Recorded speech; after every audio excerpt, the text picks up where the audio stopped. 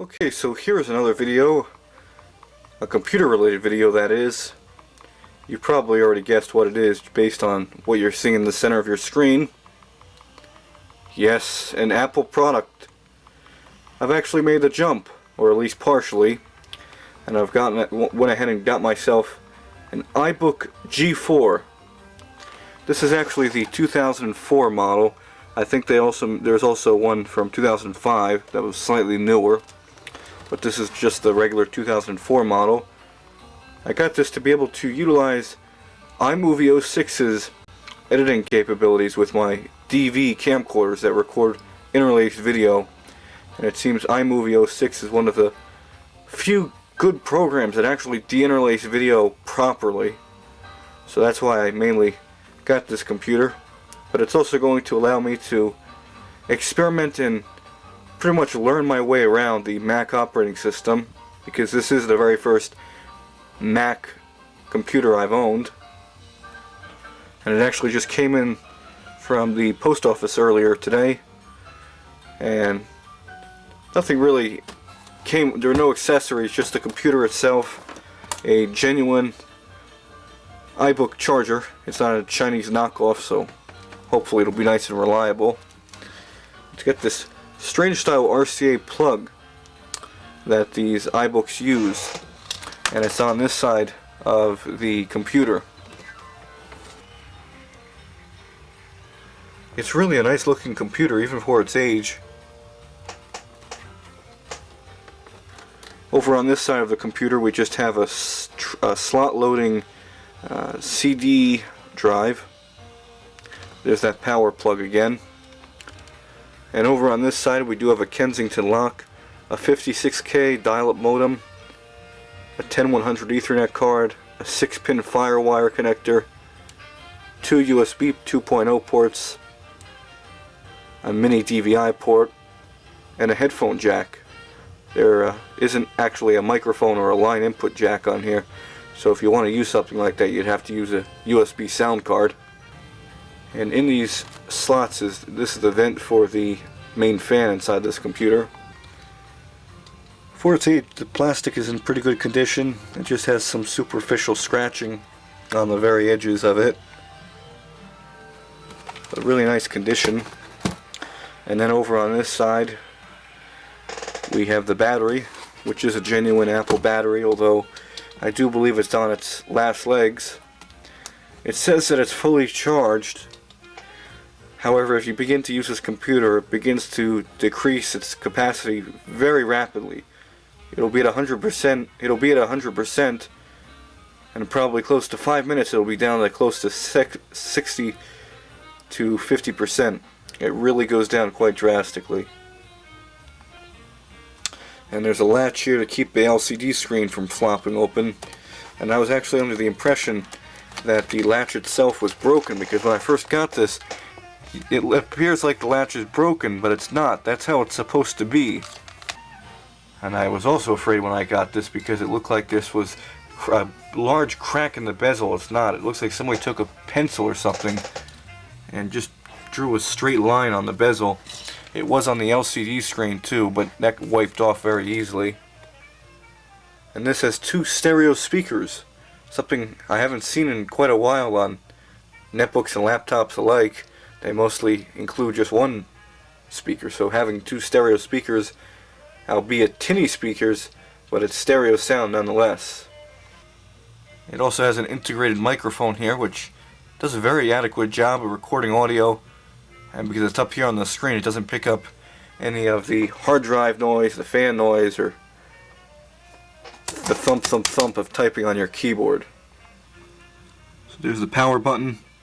The keyboard here is in good shape, doesn't have any excessive wear. Actually, very little wear for a computer of this age. My guess is it wasn't used all that much, because all the keys are functional, and usually these are they have very significant wear marks, and this keyboard does not. Now this computer only comes with 512 megabytes of RAM, and I am most certainly going to be upgrading it to its maximum capacity of 1.5 gigabytes as soon as time permits, just because this thing is painfully slow with 512 megabytes, so 1.5 should definitely help it out. Let's go ahead and power it up now. The classic Mac startup sound. And there we are, the Mac startup screen.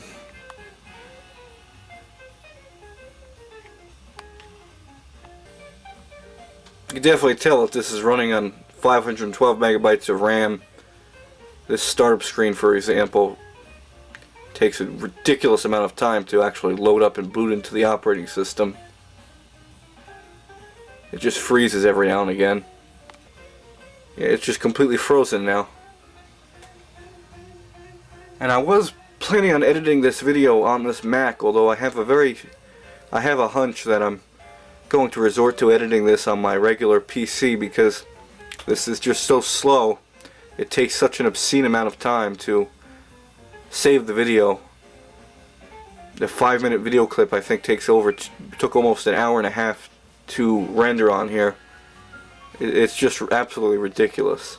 The editing process itself is pretty responsive on here, but once you go to save it, that's where it really takes forever. Everything's running properly on here. The seller went ahead and reset everything to the factory settings. It does have an airport card in it. Sound is working, battery is working. I have added a few more things to the dock, which explains why it fills up almost the entire horizontal resolution of the screen. But you can see we have the iLife suite of programs. I've installed the program called TenFourFox, which is a great Mozilla based web browser for the Mac operating system. It's pretty much a Mac version clone of the PC version of Firefox. A program called Youview, which allows you to watch YouTube videos without any kind of glitches or lockups, because if you try to use any kind of browser on this PC to watch any kind of YouTube or Flash video, such as TenFourFox or even the built-in Safari web browser, it just fails miserably. It just glitches up and just is very jittery, and it's not even watchable. It just would lock up and it's unusable. And I've also gone ahead and installed Audacity for Mac as well. And then this came with the Word suite of programs. I think it's Microsoft Office 08 for Mac. Let's go ahead and take a look at the system information about this computer. It's running 10.4.11, which I think is Leopard, although I'm not sure. I have to double check. It's a 1.2 gigahertz power PC G4 and 512 megabytes of SD RAM. And what's kind of neat is if you click more info on that little pop-up, you get all this detailed info on the Mac. For example, on the AC charger, it actually will tell you the watts it's consuming, the cycle count, which I'm not quite sure if that's totally accurate because this battery isn't behaving like a 72 cycle count battery. Although it is seeming to work better now that I've discharged it and recharged it several times before the recording of this video. But when I go to edit videos or do anything processor intensive, the battery capacity drops. Yeah, you can see it just dropped again. It drops very quickly. So then again, you could definitely see the Firefox roots in this TenFourFox browser. It's one of my favorite browsers for the iBook G4s thus far. The computer is surprisingly responsive when it loads the version of the web page. Once it loads the web page, when I was trying to do this in Safari, it just failed miserably. It kept locking up. It would take forever to load, and of course all these stupid ads and things don't help the situation. So I'm going to look into installing an ad blocker on here, if that's even possible, because this isn't technically Firefox. Yeah, it definitely is a virtual clone of Firefox, because I could go ahead right in here and install the AdBlock extension as well as the NoScript extension, which basically for any kind of Flash content that appears on a page, it won't automatically load and waste your processor usage. You'll have to actually click it to load it, which I actually like that idea better, because otherwise you're loading a bunch of Flash garbage that's unnecessary and just slows up everything. And here's that program Youview I was telling you about. You could see it goes ahead and lets you know who's updated and added new videos, but if you sign in, it pretty much gives you the same functionality as YouTube and just a different interface. So if I click my subscriptions, it'll load this whole feed of different things. So if I go ahead and play this video now, it actually loads it up in what looks like a QuickTime window, but it's not. It's still in Youview.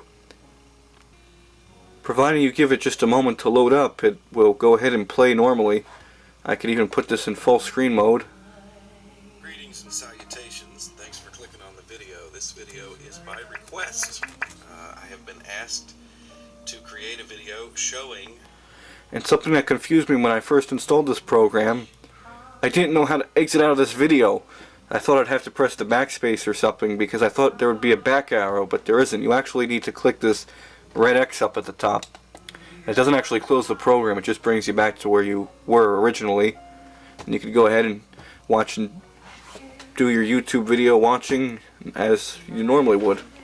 And here is Audacity installed. This is the latest version. It still supports PowerPCs and works wonderful.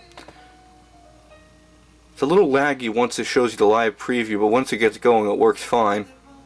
And despite it appearing to lag, it doesn't record any kind of lag. It sounds perfect. Now, the only thing I have a problem with on this computer is that it has a 30 gigabyte hard drive, but it is struggling to have any open available space. Right now it only says it has 4.24 gigabytes available of open space that's not taken up. So I have to keep deleting everything and putting everything in the trash. It really leaves me no... there we go, we've reclaimed some space. But I would like to see a little more than just 12 gigabytes available on this computer. I guess I'd have to uninstall some programs though. So if all goes well, you should be seeing this video in 480p. I'm going to hope that I can edit this on this computer, but if it doesn't want to cooperate, I'll have to use my Windows PC. So, not the most interesting video in the world, but just a little tour on my new iBook G4, which will definitely be getting some use out of me.